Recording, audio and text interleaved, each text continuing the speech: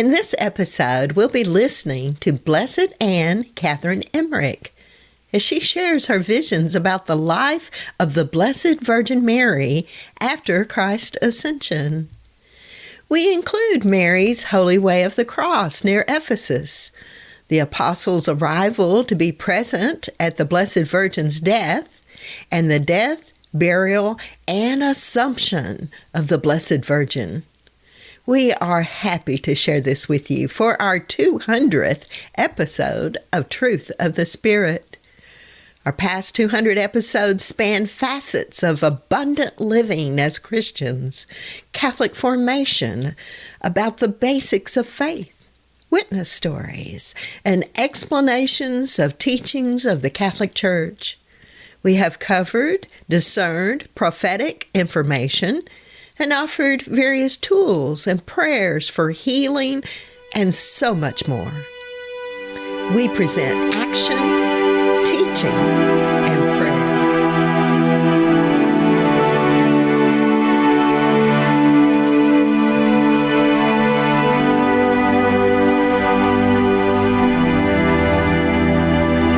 Welcome to Truth of the Spirit and Mary's Last Days, as experienced by Blessed Anne Catherine Emmerich.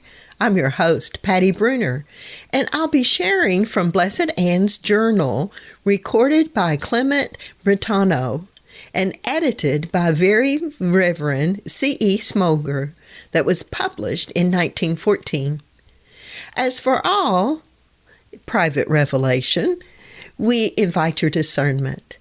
We also invite you to check out our playlist on Blessed Anne Catherine on our free YouTube Truth of the Spirit channel, or on our website, patriarchministries.com, where our past episodes have included Blessed Anne's visions about St. Joseph, the Nativity, the First Eucharist, Pentecost, and so much more. As I read from the journal, I will speak in the first person as Blessed Anne Catherine shares her visions of the life of Mary after Christ's ascension. And Catherine Emmerich reports that the Blessed Virgin went with John to the neighborhood of Ephesus. Blessed Anne Catherine says, about 1 year after the crucifixion of our Lord, Stephen was stoned, though no further persecution of the apostles took place at that time. The rising settlement of new converts around Jerusalem, however, was dissolved. The Christians dispersed, and some were murdered. A few years later, a new storm rose against them. Then it was that the Blessed Virgin, who until that time had dwelt in the small house near the Calicum and in Bethania, allowed herself to be conducted by John to the region of Ephesus, where the Christians had already made settlements. This happened a short time after the imprisonment of Lazarus and his sisters by the Jews, and their setting out over the sea.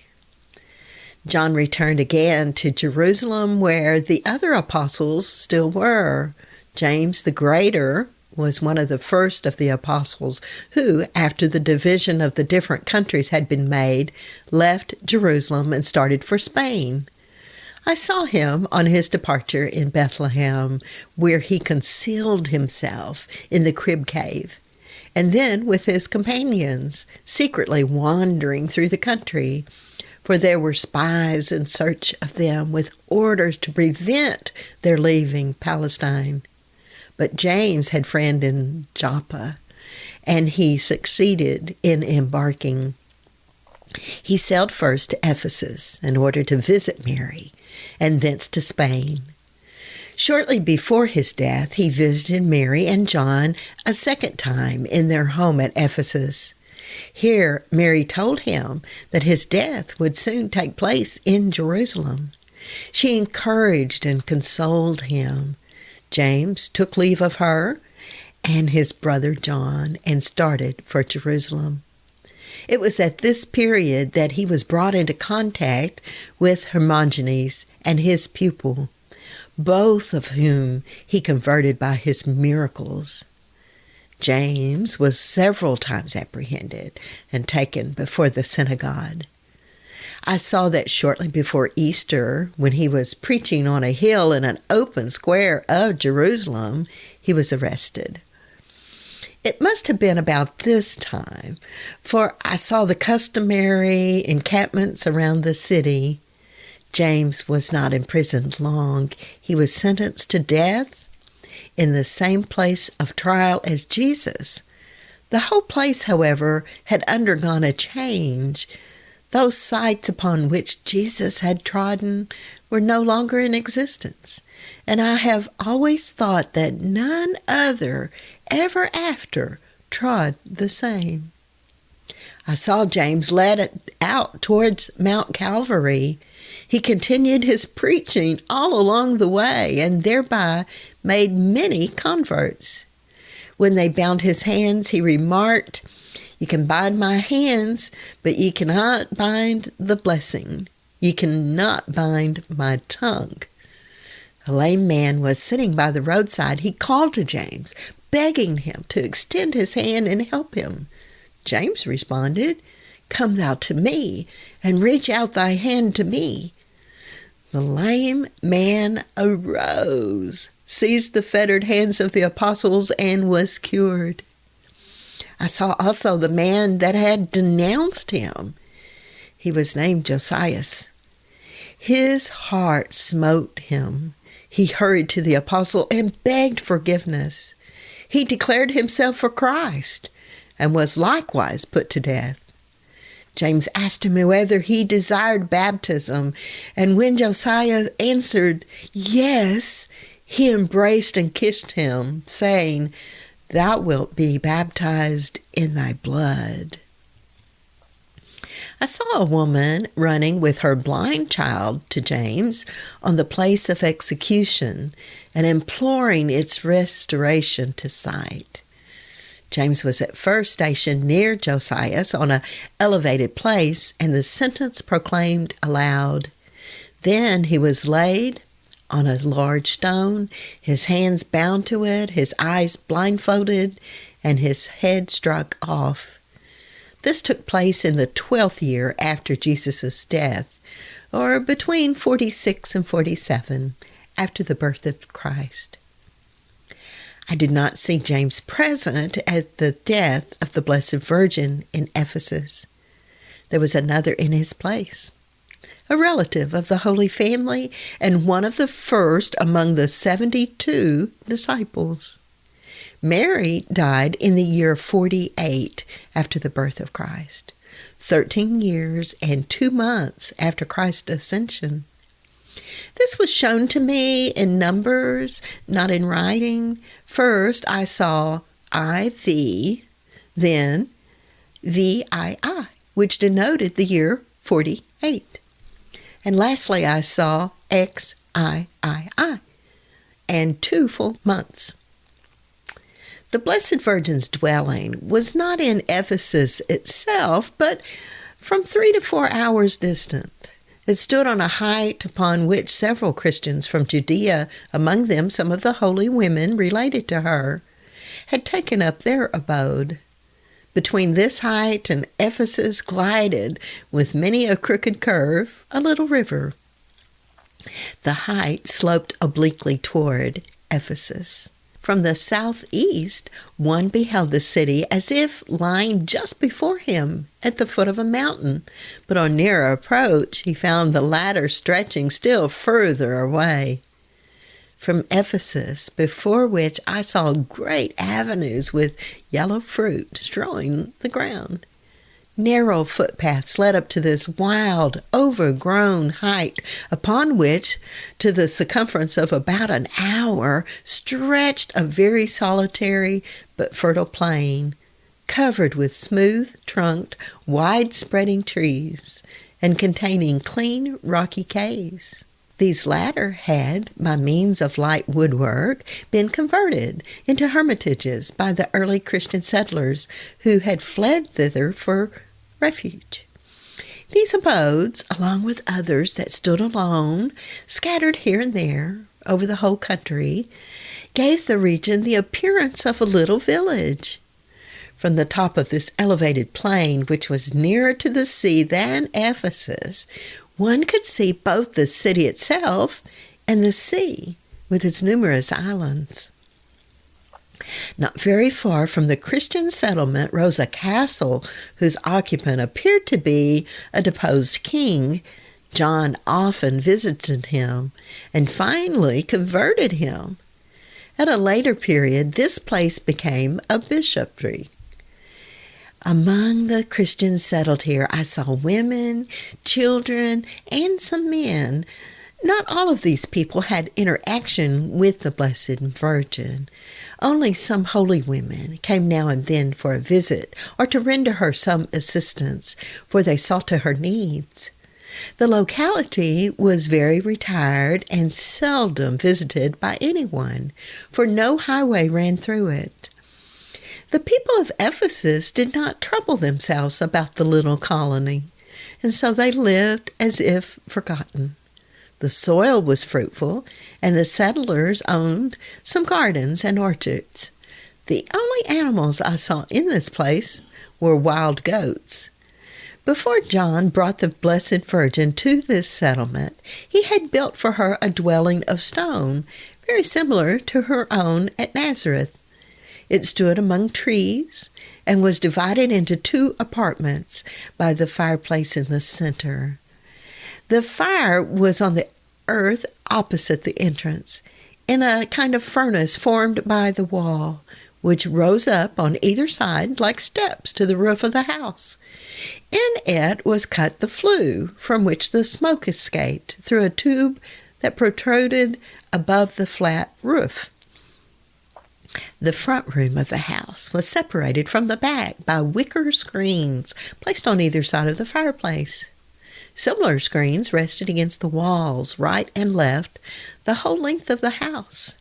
They were used to form little apartments when needed, and could be easily put aside when the room was to be used as one. Mary's maidservant used one of them as a sleeping apartment, and the others were occupied by the holy women of the settlement when they happened to come on a visit of some length. To the right and left, on either side of the fireplace, light doors opened through the wicker partition into the 2 back rooms, whose end walls were rounded and very pleasing to the eye, covered as they were with neatly wrought woodwork. The roof was rounded on the sides, and the beams above it were bound with wainscoting and twisted work and ornamented with some simple imitation of foliage. In the most remote space of the rounded inn, Mary had her oratory, before which hung a curtain. Here, in a niche in the wall, was a kind of closet, which, like a certain kind of tabernacle, could be made to open and close by revolving. In it was a crucifix about the length of one's arm. The arms were set into the trunk in an obliquely raised direction, like that of Christ. This most simply carved crucifix was, I think, made by the Blessed Virgin herself and John. It was constructed of 3 different kinds of wood. The widest trunk was cypress wood. One arm was a brownish color, cedar. The other was yellowish. It was made from the wood of the palm tree. The top piece that supported the inscription was of polished yellow olive wood. The foot of the crucifix was set firmly in a stone, like Christ in the rock of Calvary. At its foot lay a strip of parchment on which were inscribed some words of the Savior. The figure representing the Lord was formed simply of dark-colored lines cut into the cross. On either side of the crucifix there stood a pot of flowers. I saw also lying near the cross a little linen, of which I had the intuitive knowledge that it was the one with which the Blessed Virgin, after taking down of the sacred body from the cross, had cleansed the wounds from blood. For as soon as I saw the little cloth, I had a vision of that exercise of her most sacred mother love, in which she held the little linen in the same way as does the priest at the Holy Mass when he is purifying the chalice. Mary had a similar crucifix, though only half as large, in the alcove in which she slept. On the right of the oratory and against the rounded wall was the alcove of the Blessed Virgin. It was formed into two lightly woven screens of sapwood in its natural color. These stood at the head and the foot of the couch, respectively. In front hung two curtains of tapestry that could be drawn and looped to either side. The couch was placed along the wall, which too was hung with tapestry. It was the length and breadth of a small bed, and consisted of a wooden frame about 1.5 feet high. Over it a tester was stretched, and fastened on the knobs of the 4 corners. The sides of the frame also were covered with tapestry, which hung down to the floor and was fringed with tassels. A round roll served as a pillow. The cover was brownish checkered stuff. The ceiling of this little sleeping apartment was the loftiest in the house.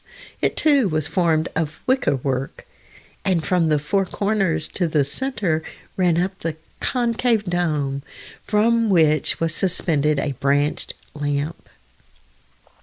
Here, on the last days before her death, I saw the Blessed Virgin lying entirely enveloped in a white sleeping sheet. Even her arms were wound up in it. The veil over her head was thrown up in crossfolds, but when conversing with men she lowered it. Even her hands were uncovered only when she was alone. During those last days I did not see her taking anything except the juice of a grape-like fruit with yellow berries, which the maid pressed out for her into a little cup. By the wall, to the left of the oratory, and directly opposite the alcove, a recess was formed by means of wicker screens, in which clothes and other things were kept. Besides some veils and girdles and the upper garment that Mary always wore when making the Holy Way of the Cross, there hung in that recess 2 long robes, one white, the other sky blue. The latter was a very delicate blue, and there was likewise a mantle of the same color. This was the robe in which Mary was married to Joseph. I saw, too, that Mary kept near her many of the garments of her divine Son, among them his woven tunic. From that recess to the alcove extended a curtain by which the oratory could be concealed. When at work, Mary used to sit before this curtain and just between the recess and the alcove. In this most secret and solitary little dwelling, from which the abodes of the other settlers were distant about 1/4 hour, lived the Blessed Virgin, alone with her maid, who procured for her the little that she needed for her support. There was no man in the house, and only at times was Mary visited by John or some other traveling apostle and disciple.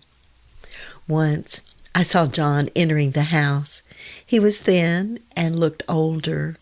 He wore a long white garment girdled in folds, which was now tucked up. He laid it aside on entering, and taking out another from under his mantle, put it on instead. There was an inscription in letters on this second one. He laid a maniple on his arm. The Blessed Virgin was in a little private room, from which the maid conducted her to John. She was enveloped in a white robe and looked very weak. Her face was, as it were, transparent and white as snow. She appeared to be soaring upward on the wings of her ardent desires. Her whole life after her son's ascension into heaven was stamped by an ever-increasing longing to be freed from earth.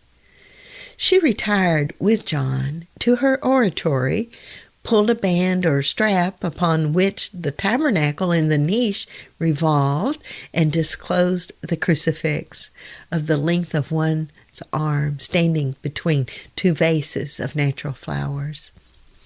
After Mary and John had prayed long on their knees before the crucifix, the latter arose and took from a metal box a roll of fine woolen stuff. Opening this, he took out a small piece of white bread in shape four-cornered that was carefully folded in white linen cloths. It was the most blessed sacrament, with which some words he gave to Mary. He presented her no cup. Another vision of Blessed Anne Catherine was Mary's Holy Way of the Cross near Ephesus.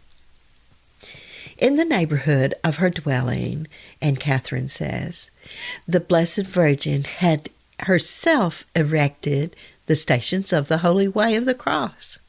I saw her at first going alone and measuring off all the special points of the bitter passion according to the number of steps which, after the death of her son, she had so often counted. At the end of each definite number, she raised a memorial stone in remembrance of the special suffering there endured by her divine Son. I saw her with a sharp instrument, a stylus, recording there what had taken place and how many steps it was to it. If a tree happened to be standing on that particular spot, she marked it as one of the stations, on which there were 12. The way led to a grove, and there was the Holy Sepulchre represented by a cave in the side of the hill. After all the stations were definitively marked, the Blessed Virgin made the Holy Way with her maid in silent meditation. When they reached a station, they sat down, meditated upon its mystery and its signification, and prayed. By degrees, the whole route was improved and more beautifully arranged.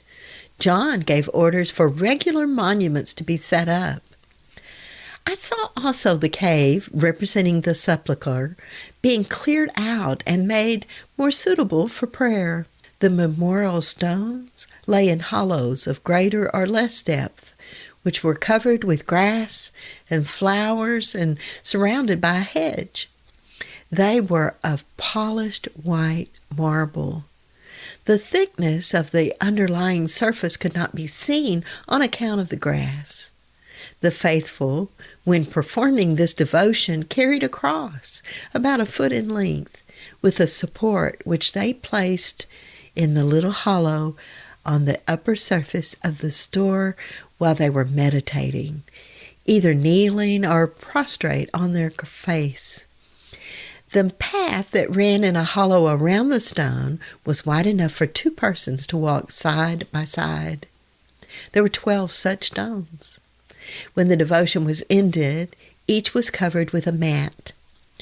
The sides and base of all bore similar inscriptions in Hebrew letters, Hebrew characters, but the hollow places in which they rested differed, some being larger, some smaller.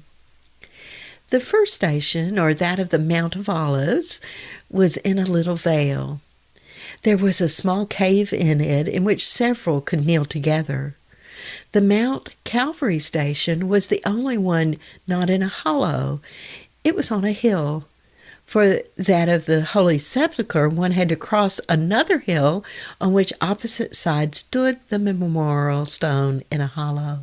Thus, one descended to the foot of the hill and into the tomb itself, in which later on Mary's remains rested.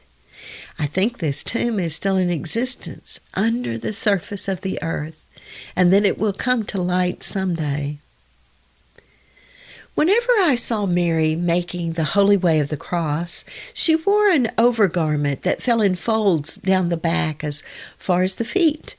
It was laid over the shoulders and was fastened under the collar by a button. It was girded around the waist, thus taking in the brownish underdress.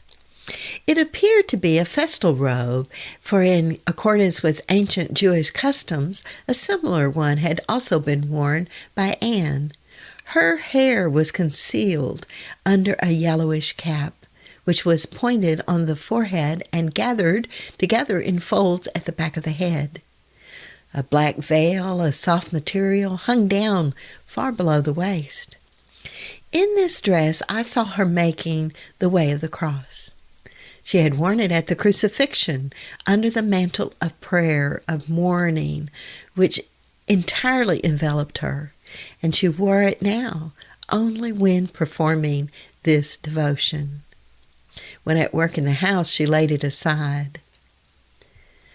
The Blessed Virgin was now very advanced in years, but she had in her appearance no other mark of age than that of great longing, which at length effectuated her glorification. She was inexpressibly grave. I never saw her laugh. The older she grew, the whiter and more transparent became her face. She was thin, but I saw no wrinkle, no sign of decay in her. She was like a spirit. Once I saw the Blessed Virgin and 5 other women making the holy way, along which she went first. She was perfectly white and transparent, indescribably touching to look upon. It seemed to me that she was now making the devotion for the last time. Among the holy women who were praying with her, there were several that had become acquainted with her in the first year of Jesus' teaching. One was a relative of the prophetess Anna, and another was the granddaughter of a maternal aunt of Elizabeth.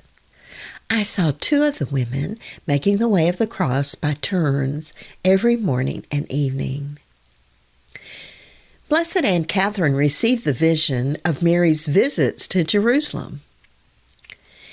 Anne Catherine said, after Mary had lived 3 years in the settlement near Ephesus, she conceived a great desire to visit Jerusalem. So John and Peter escorted her thither. Several apostles were there assembled, of whom I remember Thomas. I think it was a council, and Mary assisted the apostles with her advice.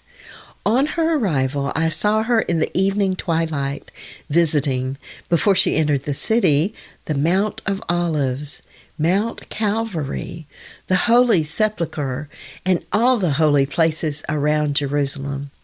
The Mother of God was so sad, so moved by compassion, that she could scarcely walk. Peter and John supported her under the arms. A year and a half before her death, she made one more journey from Ephesus to Jerusalem, and I saw her again visiting the holy places. She was unspeakably sorrowful, and she continually sighed, "Oh, my son, my son." When she came to the back gate of that palace where she had first seen Jesus passing with the cross and where he fell, she was so agitated by the painful remembrance that she too sank to the ground. Her companions thought her dying. They removed her to Sion, upon which the caniculum was still standing, and in one of whose buildings she took up her abode. For several days she appeared to be so weak and so near death that her friends began to think of preparing her a tomb. She herself made a choice of a cave on Mount Olivet, and the apostles had a beautiful tomb built there by a Christian stonecutter. Many were of the opinion that she would really die, and so the report of her death spread abroad. But she recovered sufficient strength to journey back to Ephesus, where a year and a half later she did indeed die. The tomb prepared for her on Mount Olivet was ever after held in reverence. In a later period, a church was built over it. John Damascene, as I was told in a vision, wrote from hearsay that the Blessed Virgin died in Jerusalem and was buried there. Her death, her assumption into heaven, and the site of her tomb, as I believe, God has allowed to be subjects of uncertain tradition, that the pagan sentiments of the time might not penetrate Christianity, for the Blessed Virgin might otherwise been adored as a goddess. The vision of Anne Catherine when the apostles arrived to be present at the Blessed Virgin's death is next. And Catherine spoke. As the Blessed Virgin felt her end approaching, in accordance with the directions of her divine Son, she called the apostles to her by prayer. She was now in her 63rd year. At the time of Christ's birth, she was in her 15th. Before his ascension, Jesus had made known to his most holy mother what she should say at the end of her earthly career to the apostles and some of the disciples who should be with her. He also told her that she should bless them and that it would be conducive very much to their welfare and eternal salvation.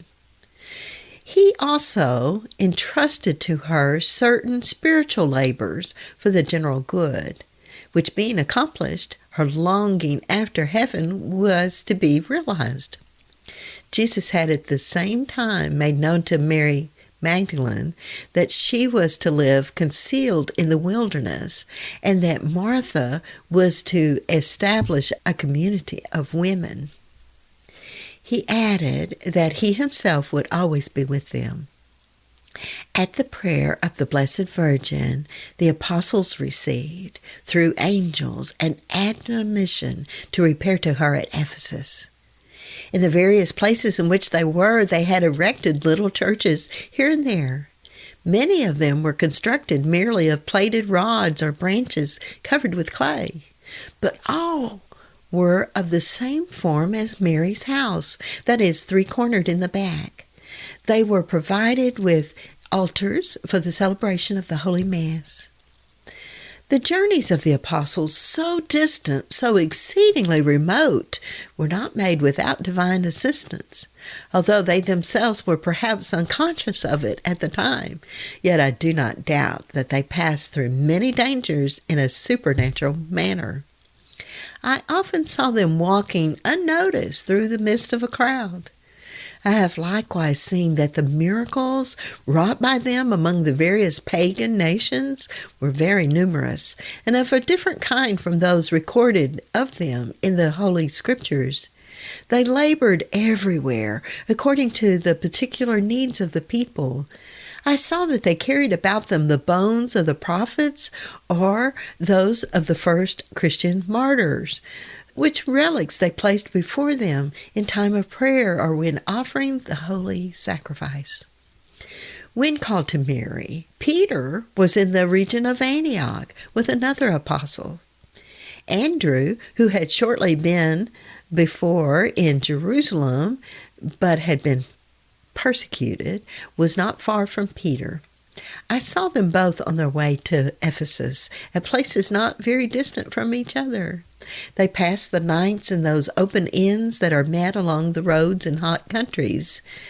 As Peter was lying one night near a wall, a resplendent youth approached him, took him by the hand, and bade him arise and hasten to Mary. On the way the youth said he would meet Andrew. Peter, who had grown stiff from age and fatigue, rose to a sitting posture and, clasping his hands around his knees to support himself, listened to the angel's words. Then he stood up, put on his mantle, girded himself, took his staff, and started on his journey. He soon came up with Andrew, who had been called by the same apparition. After traveling some distance, they were met by Thaddeus, who also had received a similar warning. They journeyed together to Mary, with whom they found John. Jude, Thaddeus, and Simon were in Persia when they received their summons. Thomas, who was in stature thick and short and had reddish-brown or auburn hair, was of all the apostles the farthest off. He arrived only after Mary's death. When the angel came to call him, he was praying in a hut built of reeds, with one very poor, simple servant. I saw him sailing alone in a little boat far over the waters. Then he journeyed across the country, turning aside from all the cities. A disciple now accompanied him. Thomas was in India when he received the warning. Before receiving it, he had determined to go into Tartary, but he could not bring himself to change his plans. He always wanted to do so much, therefore it was that he was often behind time. So he started northward, almost across China, where Russia is now. Here he was called a second time. He obeyed the summons and hurried to Ephesus. The servant with him was a Tartar, whom he had baptized. Thomas did not return to Tartary after Mary's death. He was pierced with a lance in India. I have seen that he set up a stone in this last-named country, upon which he knelt in prayer, and upon which the marks of his knees remained impressed. He told the people that when the sea would reach that stone, another would hear preach Jesus Christ. John had shortly before been in Jericho, for he often journeyed to Palestine. He usually abode in Ephesus, however, and the country around. Bartholomew was in Asia, east of the Red Sea, and he was active and handsome, his complexion fair and his forehead high. He had large eyes, black curly hair, and a short, crisp beard, black and parted on the chin. He had already converted a king and all the royal family. Paul was not summoned. Those only were called that were related or acquainted with the Holy Family. Peter, Andrew, and John were the first to receive the Blessed Virgin's house. She was already near death. She was lying calmly on her couch in her sleeping place. I saw the maidservant looking very sorrowful in this and that corner of the house, also outdoors where she prayed, prostrate with outstretched arms. I saw also 2 of Mary's sisters and 5 disciples coming together to the house. All looked tired and exhausted. They carried staves of various kinds, each according to his rank. They wore, under their hooded mantles of white wool, long abs of the same material, fastened all the way down the front with little leather straps, slit in the middle over little rows, like buttons. Both mantle and alb were girdled high when traveling. Some had a pouch hanging from their girdle at the side. They embraced each other tenderly when they met. Many wept from mingled feelings of joy and sorrow at meeting on such an occasion. On entering the house, they laid aside their mantles, staves, pouches, and girdles, allowing their white robes to fall in broad folds down to their feet, and each put on a white girdle inscribed with letters which he had brought with him. Then, with deep emotion, they drew near Mary's couch to salute her, though she could now only say a few words. I did not see the travelers taking anything on their arrival except some kind of beverage from a little flask with which each one came provided. They did not sleep in the house, but outside, under light awnings which were put up on the post against the walls, about which were divided off and enclosed by movable screens and wicker work. I saw that the first to arrive prepared in the front apartment of the house a place suitable for prayer and offering the holy sacrifice. There was an altar covered with a red and over that a white cloth, and on it stood a crucifix, white, like mother of pearl, and in shape of a Maltese cross. The cross could be opened. It contained 5 compartments, likewise cross-shaped.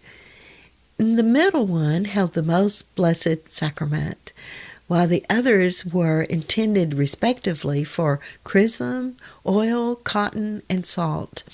It was not quite a span, or 9 inches in length. Each of the apostles, when traveling, carried one like it on his breast.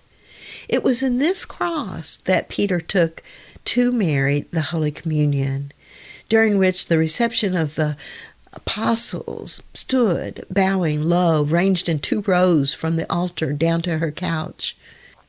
The altar, before which was a stand with rolls of scripture hanging over it, was not in the center of the front apartment where the fireplace stood, for that was still in use.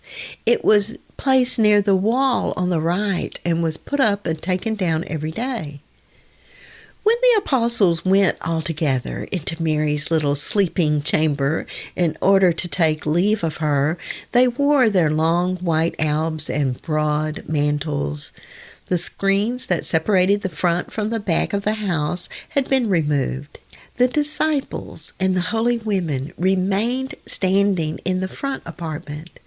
I saw that Mary sat upright, that the apostles knelt in turn at the side of her couch, and that she prayed over each and blessed him with her hands laid upon him crosswise. She did the same to the disciples and to the women. One of the latter, who stood quite bent in 2 over Mary, received an embrace from her. When Peter stepped up to the couch, I saw that he had a roll of scriptures in his hand. Mary then addressed them in a body and did all that Jesus had in Bethania directed her to do. I saw also that she told John what was to be done with her remains, and that he should see that her clothes were divided between her own maidservant and a maiden in the neighborhood who came sometimes to render her service. As she spoke, she pointed to the press or petition, and I saw the maid going to it, opening and closing it. The journal now covers the death, burial, and assumption of the Blessed Virgin.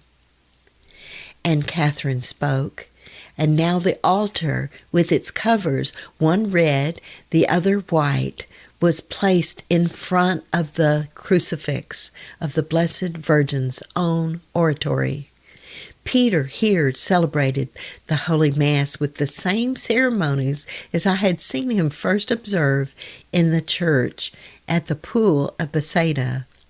Tapers, not lamps, were burning on the altar. Mary was in a sitting posture on her couch during the whole celebration. Peter was vested in the large mantle and the pallium, whose colors glanced from white to red. These he wore over the white robe. The 4 apostles assisting him were also vested in vestal mantles. After the communion, Peter gave the Blessed Sacrament to all present. During this holy Mass, Philip arrived from Egypt. Weeping bitterly, he received the benediction of the Blessed Virgin, and after the others, the Blessed Sacrament. Peter bore the Blessed Sacrament to Mary in the cross hanging on his breast, and John carried on a shallow dish the chalice containing the most sacred blood. This chalice was white, small as if for pouring, and of the same shape as used at the Last Supper. Its stem was so short that it could be held with 2 fingers only. Thaddeus now brought forward a little incense basin. Peter first gave the Blessed Virgin the last anointing, just as that sacrament is administered at the present day. Next, he administered Holy Communion, which she received sitting up without support. Then she sank back down on her pillow, and after the apostles had offered a short prayer, she received the chalice from John, but not now in so upright a position. After communion, Mary spoke no more. Her countenance, blooming and smiling as in youth, was raised above. I no longer saw the roof of her chamber, and the lamp appeared to be suspended in open air. A pathway of light arose from Mary up to the heavenly Jerusalem, up to the throne of the most holy Trinity. On either side of this pathway, I saw clouds of light, out of which gazed angelic faces. Mary raised her arms to the heavenly Jerusalem. Her body with all its wrappings were floating so high above the couch that I could see under it. A figure of light, also with upraised arms, appeared to issue from Mary. The two choirs of angels united under this figure and soared up with it, as if separating it from the body, which now sank back upon the couch, the hands crossed upon the breast. Many holy souls, among whom I recognized Joseph, Anne, Joachim, John the Baptist, Zachary, and Elizabeth, came to meet her. But up she soared, followed by them to her son, whose wounds were flashing light far more brilliant than that which surrounded him. He received her and placed in her hand a scepter, pointing at the same time over the whole circumference of the earth. At last I saw, and the sight filled me with joy, a multitude of souls released from purgatory and soaring up to heaven. And I received the surety that every year on the feast of Mary's Assumption, many of her devout clients are freed from purgatory. The hour of Mary's death was made known to me. Peter and John likewise must have seen the glory of Mary's blessed soul, for their faces were turned upward. But the other apostles were kneeling, bowed to the ground. The body of the Blessed Virgin lay radiant with light upon the couch, the eyes closed, the hands crossed upon the breast. All present knelt, adoring God.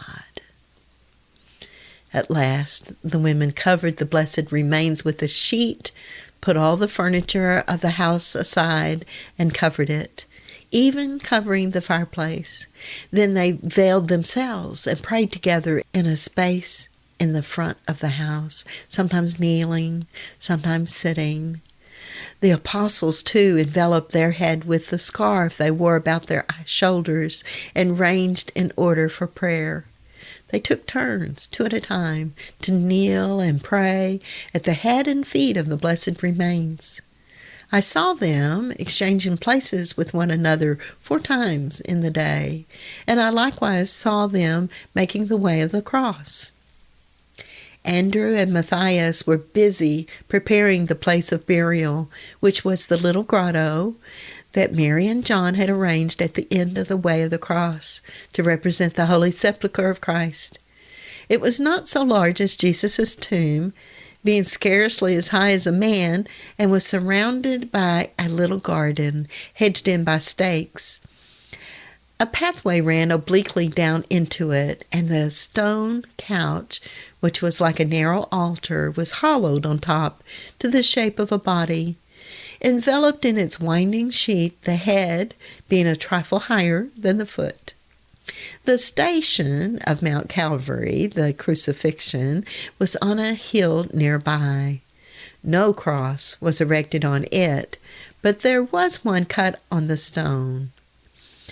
Andrew was especially active in preparing the grotto and setting up a door firmly in front of the tomb proper. The blessed body was prepared by the women for burial. Among them, I remember having seen a daughter of Veronica and John Mark's mother. They brought spices and pots of fresh herbs in order to embalm it according to the Jewish custom. They closed the house and worked by the light of lamps. They opened up the apartment back of the fireplace and removed the screens that enclosed the little alcove used by the Blessed Virgin as a sleeping place in order to have more room for their work of embalming. The wicker screens of the alcove were not again replaced, for immediately after the obsequies, they, along with those of the clothes pressed, were put out of sight by the maidservant. Only the altar was allowed to remain standing before the crucifix in Mary's sleeping apartment. The whole house had now become a little chapel in which the apostles prayed and celebrated the most holy and unbloody sacrifice. While the women were preparing the holy body for burial, the apostles prayed, choir and choir, sometimes in the front apartment, sometimes outside the house. The women went about their task most devoutly and reverently, just as had been done when preparing the most sacred body of Jesus for burial. The body of the Blessed Virgin was lifted in the linen of the deathbed and laid in a long basket, which had a lid and which was filled with covers so that when lying on them it rose above the edge. The body was of a dry, indescribable whiteness, as if shining with light, and of so little weight that, like a mere husk, it could be raised quite easily on the hands. The face was fresh and blooming. The women cut off some locks of hair to keep as relics. They laid bushes of herbs around the neck and throat, under the arms and in the armpits. Before the holy body was shrouded in its white garments and enveloped in the winding sheets, Peter celebrated the unbloody sacrifice on the altar of the oratory and gave Holy Communion to the other apostles. After that, Peter and John approached the body in their mantles of ceremony. John carried a vessel of oil, with which Peter anointed in the form of a cross, and with accompanying prayers, the forehead, hands, and feet of the holy body, which was afterwards entirely enveloped in linens by the women. They placed on the head a wreath of flowers, white, red, and sky blue, as a symbol of Mary's virginity, and over the face a transparent veil, through which it could be seen, encircled by the wreath. The feet also, which were bound up in aromatic herbs, could be traced through the linens that enveloped them. The arms and hands were bound crosswise on the breast. Thus prepared, the holy body was laid in a coffin of snow-white wood with a tightly fitting arched cover, which was fastened down at the head, the foot, and in the middle with gray straps. The coffin was then laid on a litter. Everything was done with utmost solemnity, and all were penetrated with deep emotion. The sorrow of the mourners was more human and more openly expressed than at Jesus' burial, at which holy awe and reverence predominated. When it was time to bear the coffin to the grotto, 1/2 hour distant, Peter and John raised it from the litter and carried it in their hands to the door of the house, outside of which it was again laid on the litter, which Peter and John then raised upon their shoulders. 6 of the apostles thus carried it in turn. The coffin hung between the bearers as in a cradle. for the poles of the litter were run through leather straps or matting. Some of the apostles walked before the coffin praying, and after it came the women. Lamps or lanterns on poles were carried. Before reaching the grotto, the litter was set down. 4 of the apostles bore the coffin in and placed it in the hollow of the tomb. All went, one by one, into the grotto, where they knelt in prayer before the holy body, honoring it and taking leave of it. Then the tomb was shut in by a wicker screen that extended from the front edge of the tomb to the top of the vaulted wall above. Before the entrance of the grotto, they had made a trench, which they had planted so thickly with blooming flowers and bushes covered with berries that one could gain access to it only from the side, and that only by making his way through the underwood. On the night following the burial took place the bodily assumption of the Blessed Virgin into heaven. I saw on this night several of the apostles and the holy women in the little garden praying and singing psalms before the grotto. I saw a broad pathway of light descend from heaven and rest upon the tomb. In it were circles of glory, full of angels, in the midst of whom the resplendent soul of the Blessed Virgin came floating down. Before her went her divine Son, with marks of his wounds flashing with light. In the innermost circle, that which surrounded the holy soul of Mary, the angels appeared like the faces of very young children. In the second circle, they were like those children 6 to 8 years old, and in the outermost, like the faces of youths. I could clearly distinguish only the face, the rest of the figure consisting of perfectly transparent light. Encircling the head of the Blessed Virgin like a crown was a choir of blessed spirits. I know not what those present saw of all of this, but I saw that some gazed up in amazement and adoration, while others cast themselves prostrate in fright upon the earth. These apparitions, becoming more and more distinct as they approached nearer, floated over the grotto, and another pathway of light issued from it and arose to the heavenly Jerusalem.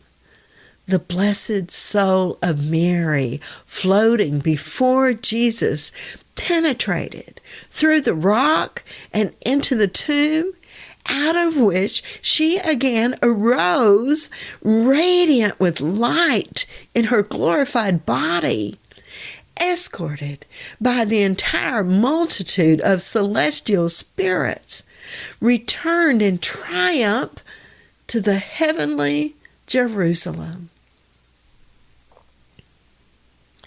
The next day, when the apostles were engaged in choir service, Thomas made his appearance with 2 companions. One was a disciple named Jonathan Elazar, and the other a servant from the most remote country of the 3 holy kings. Thomas was greatly grieved when he heard that the Blessed Virgin was already buried. He wept with an abundance of tears, quite astonishing to behold, for he could not forgive himself for coming so late. Weeping bitterly, he threw himself, with Jonathan at his side, on the spot upon which the blessed soul of Mary had left her body, and afterward knelt long before the altar. The apostles, who had not interrupted their choir chanting on account of his coming, now gathered around him, raised him up, embraced him, and sat before him and his companions bread, honey, and some kind of beverage in little jugs. After that, they accompanied him with lights to the tomb. 2 disciples bent the shrubbery to one side. Thomas, Eleazar, and John went in and prayed before the coffin. Then John loosened the 3 straps that bound it, for it rose high enough above the trough-like couch to admit of being opened. They stood the lid of the coffin to one side, and to their intense astonishment, beheld only the empty, winding sheet lying like a husk or shell and in perfect order. Only over the face was it drawn apart, and over the breast slightly opened. The swathing bands of the arms and hands laid separate, as if gently drawn off, but in perfect order. The apostles gazed in amazement, their hands raised. John cried out, "She is no longer here!" The others came in quickly, wept, prayed, looking upward with raised arms, and finally cast themselves on the ground, remembering the radiant cloud of the preceding night. Then rising, they took the winding sheet just as it was, all the grave linens and the coffin to keep as relics, and returned to the house by the holy way, praying and singing psalms. When they entered the house, John laid the folded linens on a little flap table before the altar. Thomas and the others were in prayer, but Peter went a little apart, as if pondering some mystery. After that, I saw him celebrating divine service at the altar before Mary's crucifix, and the apostles standing in order behind him, praying and singing. The women were standing in the doorways and by the walls of the fireplace. The young servant that had come with Thomas looked quite unlike any of those present. He had small eyes, high cheekbones, forehead and nose remarkably flat, and his complexion was brownish. He was already baptized. He was perfectly innocent and obeyed orders simply. He did all that he was told, remaining standing or sitting wherever they told him to do so, turned his eyes in any direction, indicated to see whatever was pointed out to him, and smiled upon everyone. When Thomas wept, he wept also. He always remained with Thomas, and I saw him dragging immense stones when Thomas was building a chapel. I often saw the apostles and disciples standing together in circles and relating where they had been and giving their experience. Before the apostles left Mary's house to journey again into distant parts, they rendered the grotto of the tomb wholly inaccessible by raising an embankment of earth before the entrance. At the rear, however, they made a low passage to the back wall of the tomb proper, and an opening in the wall by which one could look down upon it. This passage was known only to the holy women. Above the grotto, they built a chapel of wood and wickerwork, and hung it with mats and tapestry. The little altar consisted of a stone slab. The step, too, was of stone. Behind the altar hung a strip of stuff which was sewed or embroidered quite simply in the colors of her festal robes, a picture of Mary. The little garden in front of the tomb, and especially the whole of Mary's way of the cross, was beautified by them. While engaged in this task of love, they prayed continually and chanted psalms. The apartment of the house in which Mary had her oratory and sleeping alcove was converted into a little church. Mary's maid continued her abode in the front part of the house, and 2 of the disciples were left there by Peter for the benefit of the faithful dwelling in that section of the country. The apostles, with tears and embraces, took leave of one another after they had celebrated once more a solemn service in Mary's house. An apostle or disciple often returned at different times to pray there. I saw also that here and there, out of devotion and in reverence to the Blessed Virgin, churches were built by the faithful in the same style as her house, and that her way of the cross and her tomb were for a long time devoutly visited by the Christians.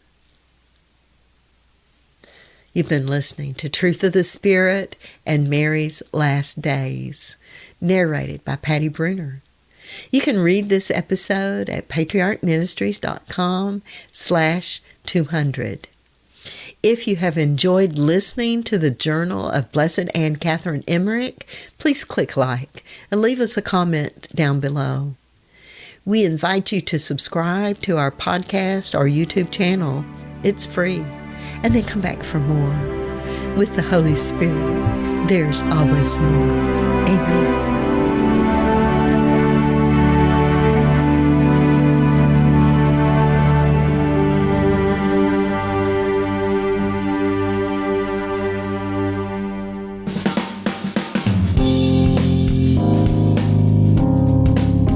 This is the Padua Podcast Network. PaduaPodcastNetwork.com.